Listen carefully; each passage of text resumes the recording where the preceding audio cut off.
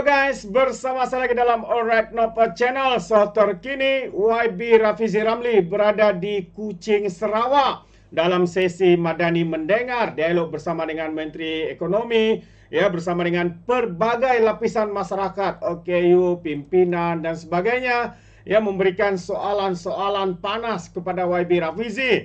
Jadi apa sahabat semua, kita boleh nampak bagaimana YB dengan tulus, ya, memberikan jawapan kepada persoalan-persoalan yang dikemukakan ini. Jadi tanpa membuang masa, saya ingin membawakan Anda sahabat semua untuk menonton sendiri soalan-soalan dan juga jawapan mantap daripada YB Rafizi dalam sesi Madani Mendengar ini di Kuching, Sarawak. Jadi tanpa membuang masa, ayo kita bersama-sama mendengar dan menonton video ini. My interest is actually development economics and fiscal policy.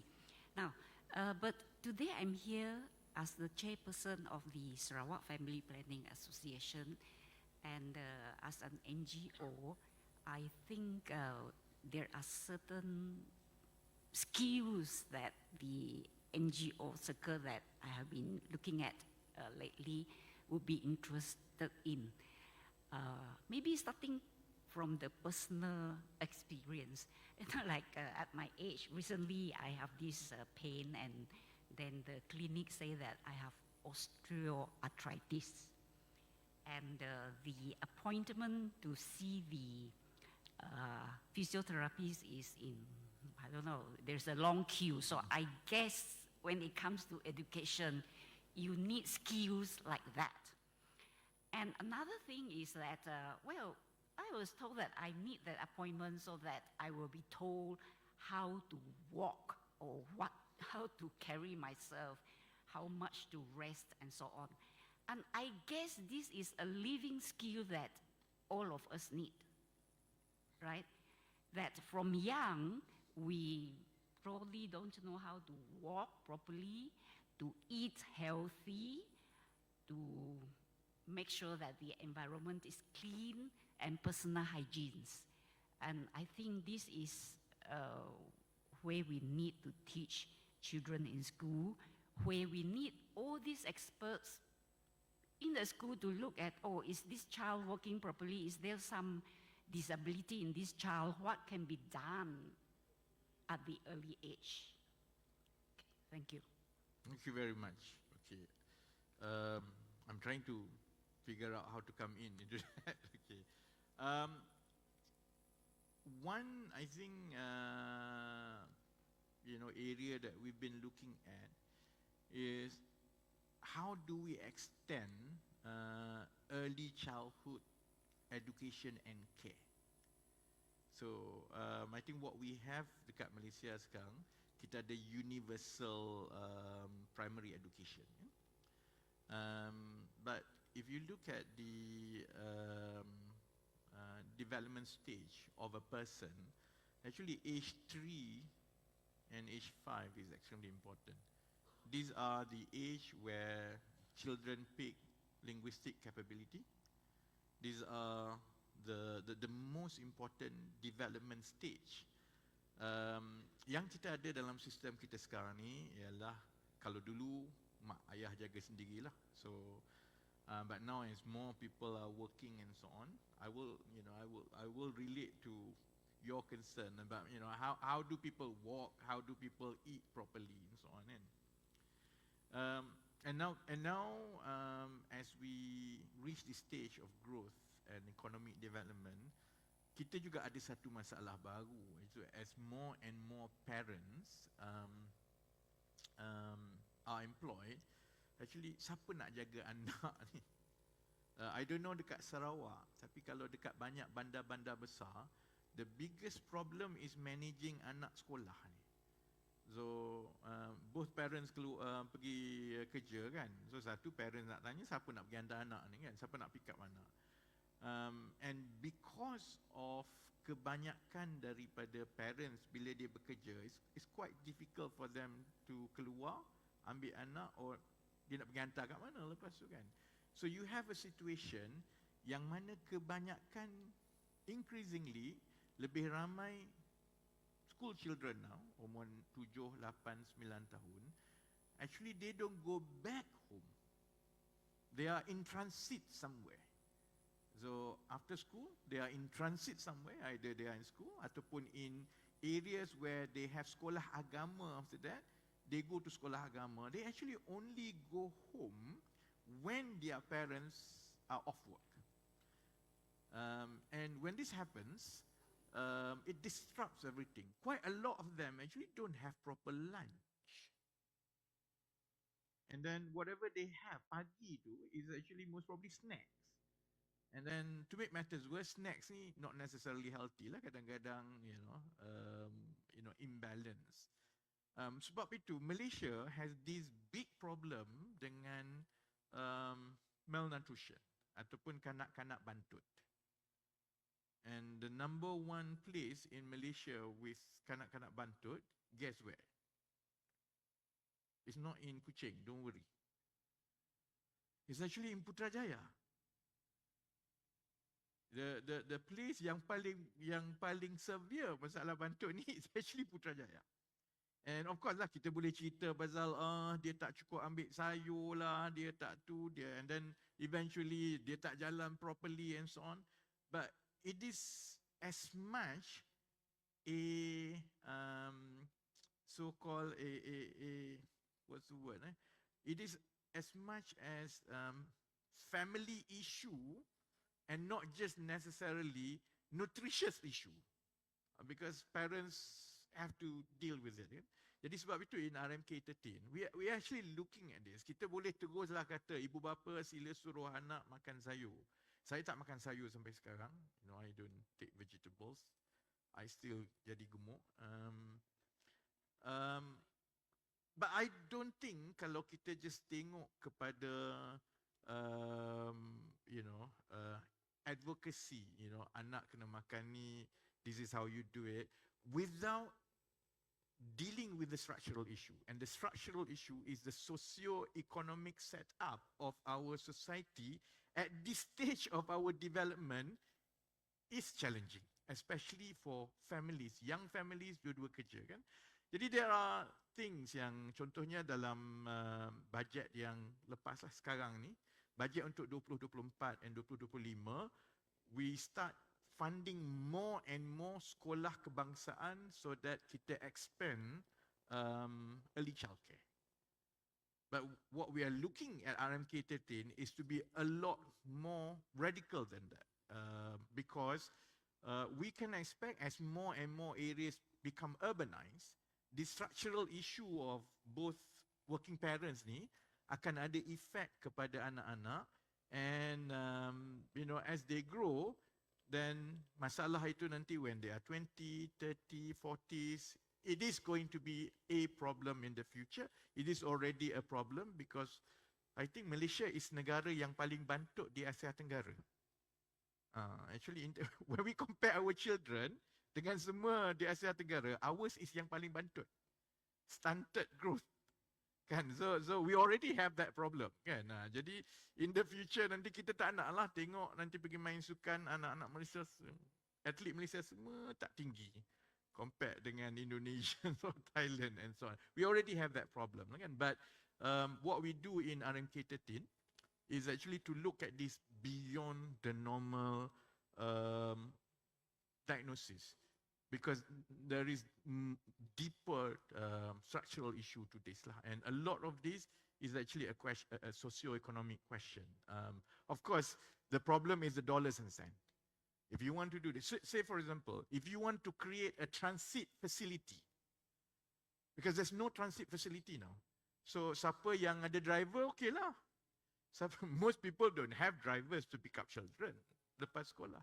Tempat yang ada sekolah agama ataupun post sekolah untuk jaga budak ni, okay lah.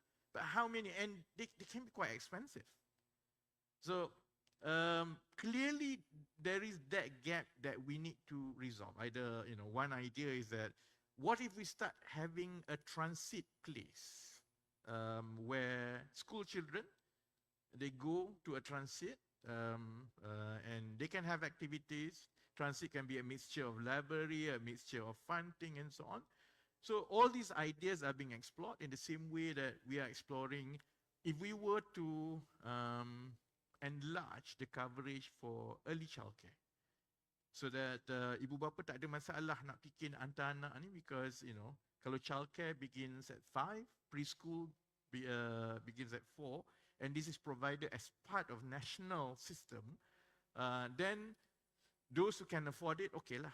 But our focus is those who do not have an option. And at least once you look after them daripada umur 4, 5 tahun, then by the time they go umur 7 tahun, 8 tahun di sekolah, actually they go through that most important stage of development well taken care of. Kalau tidak sekarang ni, it's like, looking back, macam, I think my generation, most of us most probably grew up with a mother as a homemaker.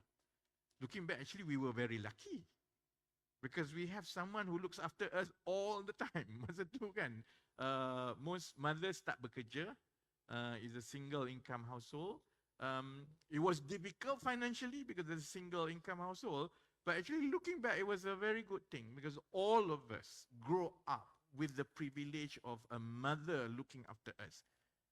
But that privilege is no longer available to a lot of our children or cucu lah kot kan. Our state ni banyak yang cucu kan. So that is a problem that didn't exist then.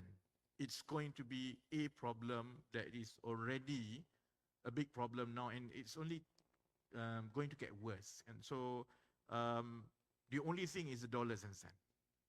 If we were to do this, how much it would cost? But I hope you also understand dekat kami dekat Kementerian Ekonomi, while we look at every kementerian, every request and so on, yang di bawah kementerian masing-masing, our biggest challenge is this national issue that is not on anyone's plate.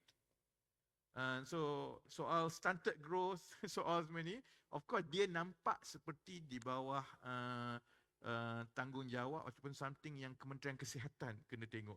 But to be fair to Kementerian Kesihatan or even Kementerian Pendidikan, actually it's not just about makan.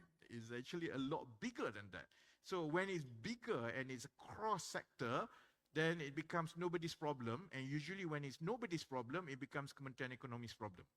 So those are also some of the things that we consider. And therefore, when we plan for the budget and RMK 13, we usually have to also factor in investments into the future that didn't exist before. And I hope, we will be able to see some of the early steps in terms of looking after all these socio-economic problems that are cropping up with young family, with children and so on. There's one question kat sana, apa? Angkat tangan. Oh, ada 3. Tak baliklah kita. Okay, selamat petang. Yang berhormat, nama saya Isak Ngau. Saya mewakili Society of the Blind Malaysia, Sarawak Branch. Tapi saya mewakili OQ di Sarawak keseluruhan dia lah. Terima kasih atas peluang. Selama ini saya tak pernah ikut program macam ni ataupun lebih disebut sebagai menyentuh tentang RMK yang inilah. Okay, jadi terpanggil kita untuk hadir mewakili NGO. Ada satu perkara yang sangat penting yang saya ingin sampaikan kepada yang berhormat. Terutama sekali berkenaan tentang pembangunan kemudahan mesra OQ. Setiap kali kita dengar belanjawan, selalu kita dengar. Okay? Dan saya berharap perkara ini harus diambil kira kerana apabila kita sebut tentang ekonomi, golongan OQ pun ke arah meningkatkan ekonomi mereka. Jadi setiap hari mereka akan berdepan dengan halangan demi halangan. Apabila kemudahan tidak cukup, menyukarkan untuk mereka menambah ekonomi keluarga mereka ataupun diri mereka sendiri. Jadi saya menyarankan supaya ditambah. Kalau tadi kata masalah duit kan, saya rasa ini penting sebab golongan OQ adalah sebahagian daripada warga negara yang menyumbang cukai juga kepada negara. Okay? Sebab kalau kita lihat di Sarawak ini, besar Sarawak ni. Saya bagi contoh saja, saya pergi ke Kelantan di 4 tahun lepas. Kita buat Mesyuarat Agung di Kelantan. Kami gunakan bas daripada Kuala Lumpur ke Kelantan. Berhenti rehat di satu kawasan di area Kelantan. Kita masuk ke kawasan masjid. Kemudahan OQ tidak begitu ada dan menyukarkan untuk kita. Dan begitu juga di Sarawak ini. Kalau kita melihat keadaan yang sangat luas. Kalau kita kata sekolah yang daif dan sebagainya, kemudahan OQ juga sangat-sangat ketinggalan ataupun tidak diambil kira. Jadi di sini saya menyarankan supaya keperluan kami khususnya sangat-sangat perlu diambil kira. Sebab kita ni manusia biasa juga ingin bergerak ke sana ke sini. 2 minggu lepas kita buat program sambutan Hari Tukar Putih di Bintulu. Okay, bukan peringkat negeri tapi sambutan antarabangsa. Jadi kami bergerak daripada Kuching ke Bintulu. Pen Borneo dah siap dah. Tapi kemudahan OQ di RNR tak ada. Ini yang perlu diambil kira. Okay? Sebab saya ulang lagi sekali, OQ juga penyumbang cukai kepada negara ini. Okay, itu saja. Sekian, terima kasih. Terima kasih, Saudara Isra. Sorry, there's another one. Okay. Ya, bang. Selamat petang. Salam Malaysia Madani. Salam Sarawak Maju Makmur. Terima kasih kepada Yang Berhormat Menteri kerana sudi datang ke Sarawak dan juga sekaligus menjemput golongan OQ untuk menyertai RMK 9 ini. RMK 13, maafkan saya. Dan juga ini satu kata ikhlas dari hati saya. Peluang ini amatlah besar bagi kami. Saya rasa tak pernah lah. Saya rasa YB lah yang pertama bawa ni. Terima kasih YB. Okey. YB, sebenarnya golongan OKU ini jarang-jarang bertanya apakah sumbangan apa yang perlu kami dapat. Tetapi kami seringkali bertanya, apakah sumbangan yang dapat kami beri kepada negara? Namun demikian, apabila kami nak menyumbangkan kepada negara, peluang kami amatlah kurang. Dari segi pekerjaan yang berhormat, golongan OKU pernah bertahun-tahun dulu dijanjikan 1% peluang pekerjaan. Dalam sektor kerajaan, ya. Tetapi 1% tersebut tidaklah dapat dicapai. Saya harap dalam RMK 13 ini nanti peluang 1% itu seharusnya dikembangkan dan diterima pakai dan beri peluang kepada golongan OKU bekerja.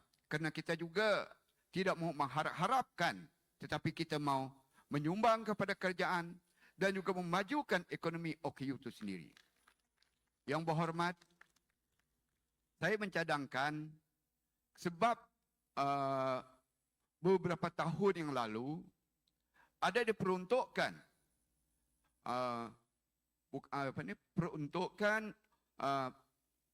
saya lupalah jumlah dia untuk mengembangkan perniagaan golongan kurang upaya. Tapi kalau tak silap saya, sejak kebelakangan ini, lebih kurang 10 tahun ini dah tak ada lagi. Jadi saya mohon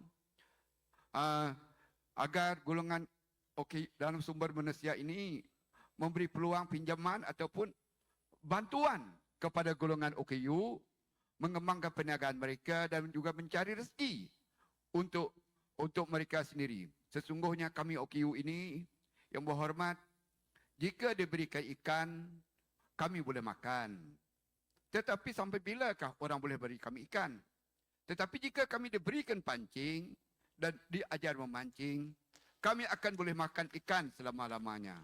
Jadi sekali lagi saya minta jasa baik yang berhormat, beri kami peluang dalam pekerjaan, terutamanya 1% peluang pekerjaan ini ditingkatkan ataupun diperluaskan sehingga ke negeri Sarawak ini, kerana ramai golongan OKU cacat penglihatan yang saya tahu yang memiliki ijazah, master maupun PhD.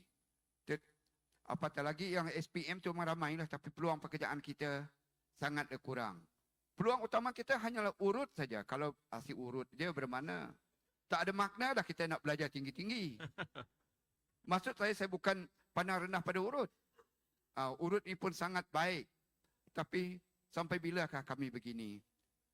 Sekali lagi saya katakan, kami tak menanyakan apakah sumbangan negara pada kami.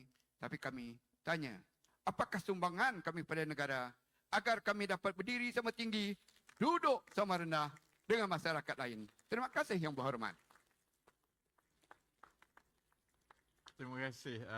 Sebenarnya ini pun kali pertama saya memang ada banyak sesi seperti ini yang saya lontar idea, saya kena dengar, saya jawab. Tapi saya ingat ini kali pertama yang memang saya ada maklum balas dan pandangan daripada orang kelainan upaya. Jadi terima kasih kepada mereka yang menyusun, sebab menteri ni selalunya orang suruh naik pentas, dia naik pentas, suruh turun, dia turun. Semua yang disusun ni selalunya ialah pegawai dan juga kementerian. Jadi tapi dia menepati hasrat kita. I believe that if we go the old way of just talking within the corridors of power, memang kita akan ada blind spots. Dan ini satu contoh blind spots yang baiklah. Sekarang ini saya ingat pendekatan bila bersabit dengan kemudahan OKU ni, dia bermula dengan spesifikasi bangunan. Spesifikasi bangunan ini memang ada 2-3 jenis lah. Ada yang memang memenuhi spesifikasi kemudahan OKU, ada yang tak ada. Jadi sebab itu saya ingat untuk RMK 13 insya-Allah, kerana saya akan ingat sesi libat urus ini ada suara yang jelas mengenai perlunya negara kita ni berlaku lebih adil kepada OKU yang bersifat. Jadi kita akan tengok dalam RMK 13 macam mana how do we face this in, kerana itu juga bersabit dengan arahan-arahan, sebab it's not that dia bermula dengan ketetapan kerajaan. Contohnya semua bangunan baru mestilah memakai spesifikasi ini yang menyediakan kemudahan kepada OKU. Jadi yang itu insya-Allah kita akan tengok. Sudah tentu akan ada banyak lagi bangunan yang dah sedia ada ni yang kena retrofit untuk kemudahan OKU. Tapi saya akan ambil kira perkara itu untuk kita masukkan di dalam RMK 13, dan once you put it in, then it's about the dollars and cents. How do you phase in? How do you plan for the next 5-10 years lah. Tapi paling kurang kalau dia dah masuk sebagai dasar di dalam RMK 13, then it's already a decision. Then it's just a question of doing it, kan? Soalan ataupun pandangan abang tadi tentang peluang pekerjaan. Satu perkara yang juga kami akan tekankan di dalam RMK 13 ialah keperluan untuk mewujudkan social enterprise di kalangan rakyat. Dan yang ini sangat sesuai kepada kumpulan OKU. Keadaan dia begini. Kita ada beberapa mega trends ni yang kita nak kena tangani 20-30 tahun akan datang. Satu ialah orang tua. Malaysia sekarang sudah pun menjadi aging nation. Kita negara menua. Dan tahun 2044 kita akan jadi negara tua. It means that the number of pensioners lebih ramai daripada the number of people working. Bila lebih ramai orang yang pencen daripada orang yang bekerja, itu kategorinya dia jadi negara tua kerana dia ada socio-economic impact yang besar. Sebabnya maksudnya kerajaan kena perlu tumpukan jaringan sosial, perkhidmatan kesihatan dan sebagainya, and the cost if you are not careful and if you don't plan daripada awal, the cost is tinggi, kan?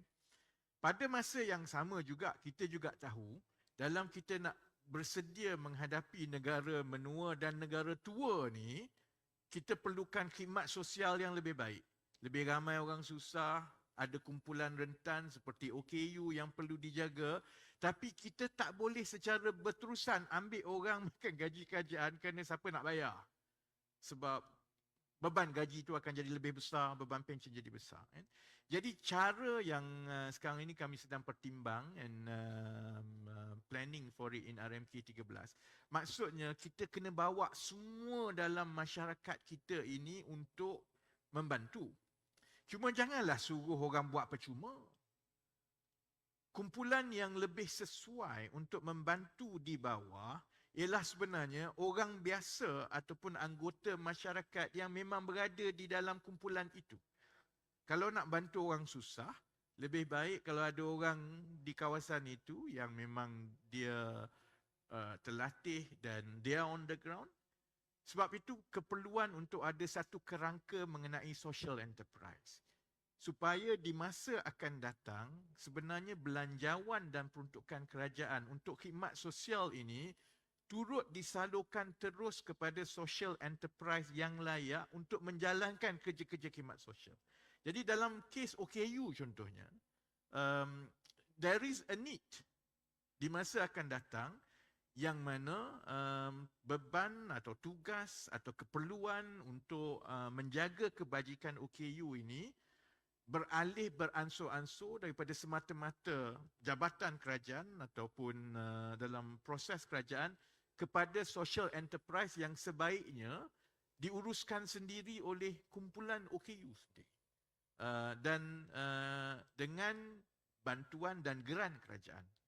Because the choice for the government in the future is this. Do I enlarge the government bigger and bigger in order to provide this social service? Or do I empower society through social enterprise and I channel money to them and let them, because they know better to do it. Jadi at least principally begitu, dan ini akan membantu banyak kumpulan rentan untuk mendapat grant and to look after themselves. And with grant and dengan kerangka dasar dan program yang baik, maksudnya mereka boleh menjadi self-sustainable looking after themselves. Mereka akan ada kerja, they are funded to look after themselves, they are funded to be sustainably, financially viable. Cuma bang, kita akan mulakan dari segi kerangka dasar ni dalam RMK 13.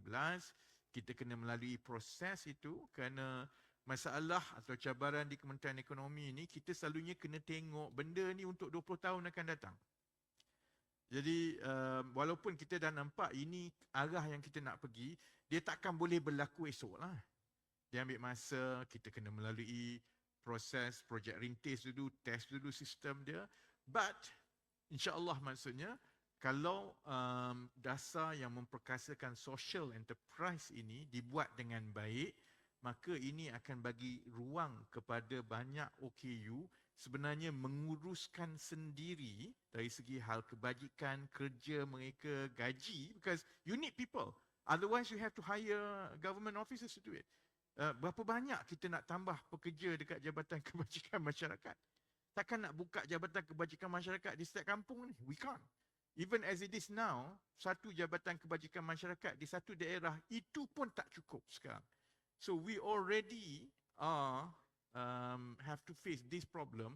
Sebab itu the strategy has to include sebenarnya mereka daripada kumpulan itu sendiri. Jadi sementara saya nanti tengok daripada soal peluang pekerjaan dan sebagainya, tapi dari segi perancangan sosioekonomi makro yang 5-10 tahun akan datang, actually that is one direction that we are looking at, which is to empower the grassroots through social enterprise that is funded by government to take over what would have been government's function in the past. Because government has to manage our costs, kerajaan juga sedia maklum, most probably this social enterprise can do things better than government because they are embedded in society, they understand the issue better and most probably they are more efficient. Jadi yang itu tak apa bang, saya balik, Tok Mi, KSU tengah catat semua ni. Dan insyaAllah RMK 13 akan ada bahagian yang lebih mendalam mengenai OKU berbanding dengan RMK yang sebelum ini, insyaAllah. Ada mungkin 2-3 soalan lagi, you guys kena berebut ni. Tak apa, siapa pergi dapat mic dulu, dia dapat. Assalamualaikum. Salam. Selamat petang YB. Baik, ni saya Mazuki, merupakan pengurusi kepada Persatuan Pengias Seni dan Kebudayaan Malaysia Kuching. Baik, terima kasih kerana memberi peluang ni yang julung-julung kali kita ada dapat menyuarakan suara terus kepada YB Menteri berkaitan dengan masalah-masalah NGO yang kekangan yang kami hadapilah untuk menjalankan aktiviti dan memperkasakan aktiviti dalam bidang masing-masing. Baik, terlebih dahulu saya mengucapkan tahniah di atas inisiatif Kementerian Keuangan pada 2 hingga 3 minggu lepas di bawah Yayasan SDG, kerana saya lihat di bawah Kerajaan Madani merupakan satu perkara yang julung-julung kali kita dapat peluang sebegitu apabila ada satu taklimat berkaitan dengan Sustainability Development Goal di bawah dana UN, di mana ada 17 goal yang membantu terus kepada Yayasan SDG bawah kita SDG, MOF. MOF, di bawah MOF dan di bawah Yayasan SDG MOF. Okey, sebelum ini memang saya faham tidak ramai NGO di Malaysia terdedah kepada SDG dan SDG agak barulah di kalangan NGO, tetapi dia dah dipraktikkan di peringkat international dan Kerajaan Madani telah memberi satu taklimat itu. Saya memang amat bangga kerana kami NGO ni dibagi peluang memohon bajet untuk SDG di bawah 17 sektor, 17 sektor pertanian, kesihatan, pembangunan, infrastruktur, budaya dan sebagainya, direct di bawah Kementerian Keuangan. Kerana mekanisme pemberian grant ni kadang-kadang tidak ramai yang memahami situasi sebegini. Kerana jika kerja-kerja di peringkat antarabangsa ni kita dibagi 15,000, memang kita tak boleh buat. But okay, untuk pengetahuan pengalaman yang kami lalui, persatuan saya sendiri adalah accredited NGO yang berdaftar di bawah Asia Pacific Region, di bawah UNESCO under Convention 2003, dan kami dengan inisiatif sendiri menempatkan persatuan kami di peringkat Asia Pasifik dan MECPA, Persatuan Pengias Seni dan Kebudayaan Malaysia Kuching ini adalah persatuan yang satu-satunya persatuan daripada negara Malaysia yang accredited NGO di bawah Asia Pacific level. Dan kami menempatkan persatuan kami di peringkat international ini sejak tahun 2017 dan sehingga sekarang. Jadi pengalaman saya yang saya hadapi, tidak ada bajet berkaitan dengan international networking, meeting, dan saya seringkali menjual sawit, kadang-kadang juga berkebun, menjual buah-buahan. Di samping itu Abang nyanyi ke jual? Saya ingat artis. Okey. Tidak. Dalam sektor budaya, saya merupakan pemikir dan juga pembuat dasar.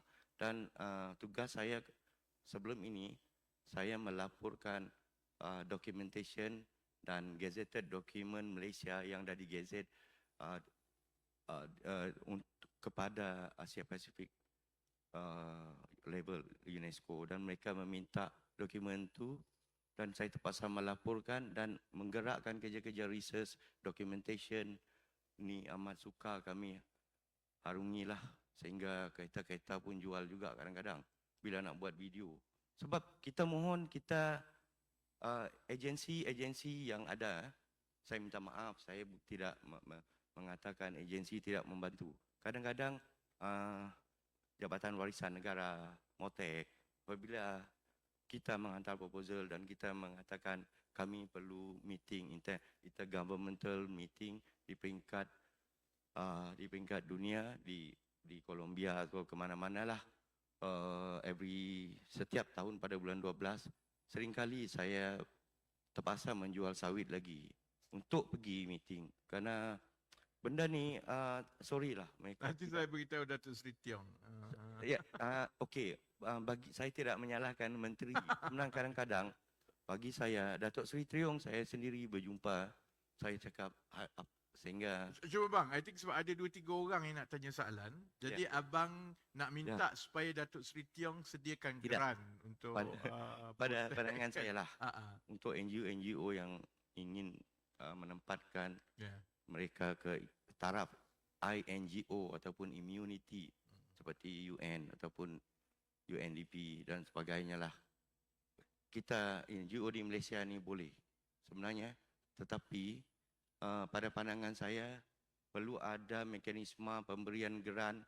Kalau NGO peringkat kampung 15,000, peringkat kebangsaan 50,000, peringkat international mestilah dibagi 50,000. Jadi untuk sektor kami tak ada tempat dan minta bajet-bajet sebegini dipikirkan juga di peringkat Kementerian Pembangunan Ekonomi. Kerana kami rasa Kementerian Ekonomi lebih memikirkan pembangunan NGO juga. Terima kasih. Okey, terima kasih bang. Apa nama ni, kita memang RMK 13 memang menyeluruh. Sebahagiannya ialah tentang perkara-perkara yang melibatkan pembangunan sosial, budaya, creative arts dan sebagainya. So insyaAllah kita semua ni dirakam tu bang. Jadi insyaAllah nanti bila kita nak finalize tu kita tengok balik satu-satu. Tapi saya setujulah, memang dari segi dasarnya we have to move towards empowering society. Sama ada melalui NGO ke, sama ada melalui social enterprise ke, itu kerangka yang cuba kita nak bawa di dalam RMK 13. Okey, ada 2-3 soalan tu. I think siapa yang dapat. Why don't we do this? Saya kumpul 3-4 dan saya cuba jawab sekali. Alright, so itu dia sahabat semua antara soalan-soalan yang ditujukan ya kepada YB Rafizi Ramli. Jadi terbaik semua soalan itu turut dijawab, persoalan-persoalannya dikumpul agar dikombinkan dan dimasukkan dalam rancangan Malaysia yang ke-13 nanti. Jadi terbaik daripada YB Rafizi Ramli. Sahabat semua, sekiranya anda memberikan sebarang komen, pandangan yang anda berikan di dalam ruangan komen. Jadi izinkan saya untuk mengundurkan diri dan seperti biasa peribahasa mengatakan tapapun kangkap 2 ton keinginan. Dalam bahasa Melayunya tepuk dada tanya selera. Sekian saja daripada Alright Nopa Channel. Saya kita berjumpa lagi. Bye bye.